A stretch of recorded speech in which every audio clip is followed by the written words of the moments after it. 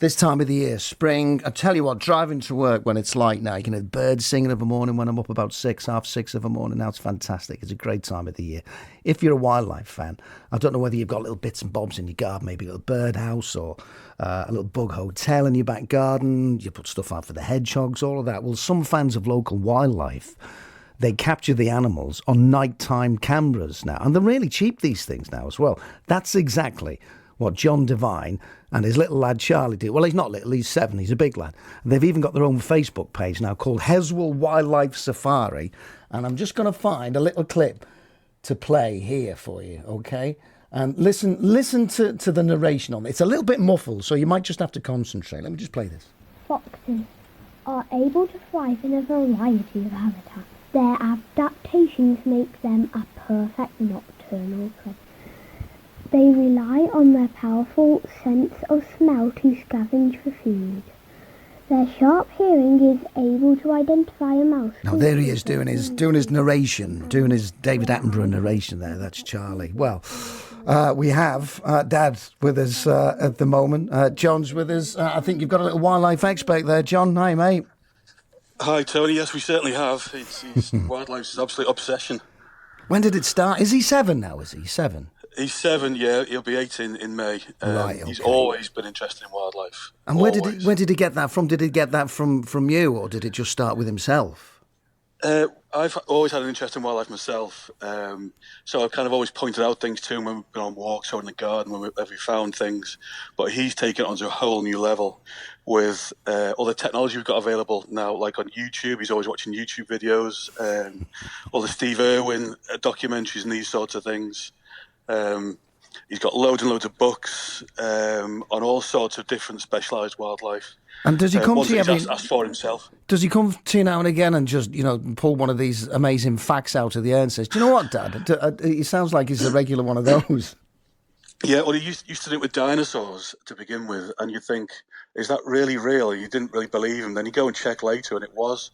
Wow. And he still does it. So now I just tend to believe everything he says because you check it and it's true. Well, we played a little bit of the clip before. It's a little bit muffled, but, we got the idea of him doing the narration over it, talking about foxes, their incredible sense of smell and that kind of thing. So I think you might have a broadcaster in the making there as well. Well, I think so. I mean, we kind of want to maybe encourage him towards something to do with wildlife, but he's got his own ideas about what he wants to do in his, in his future and his career. Yeah. And have you got those cameras? I was just saying before you came on, these cameras that come right down in price now. You just leave them out and they're motion triggered and you pick up all kinds of stuff. Yeah, we suggested that he might ask Father Christmas for one.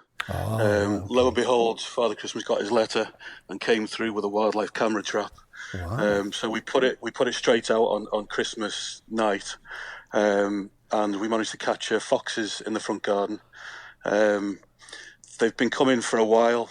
We didn't really realise first it was foxes, but they were stealing the eggs that we had delivered from the milkman. The first morning it was straight after bonfire night, and I was looking around for egg splats on the car and on the house, thinking who's taken the eggs, because the egg box was there but empty. The next time, the egg box was ripped open and there was a couple eggs nearby, and I thought, is this foxes?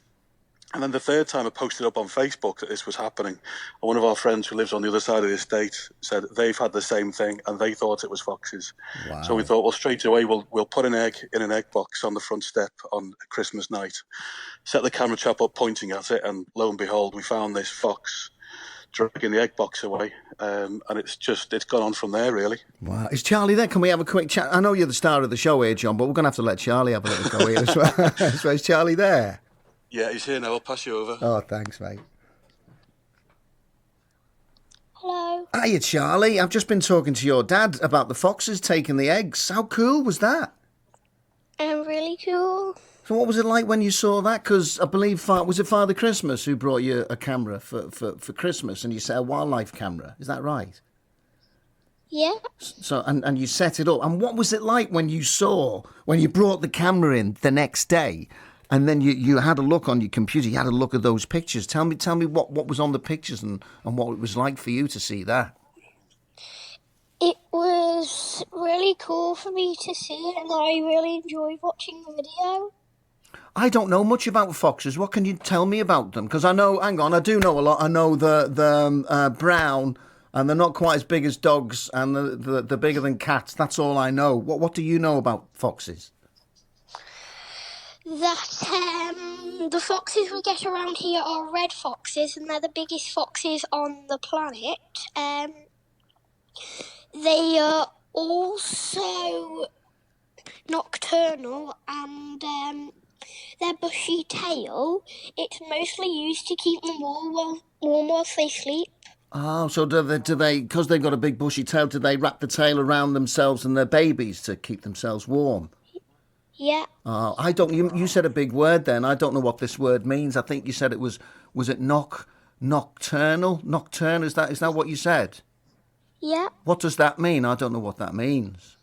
It means that a particular animal comes out at night. Oh, I see. So why don't they come out in the day then? Because, it's a bit warmer in the day and all. Why do they come out at night?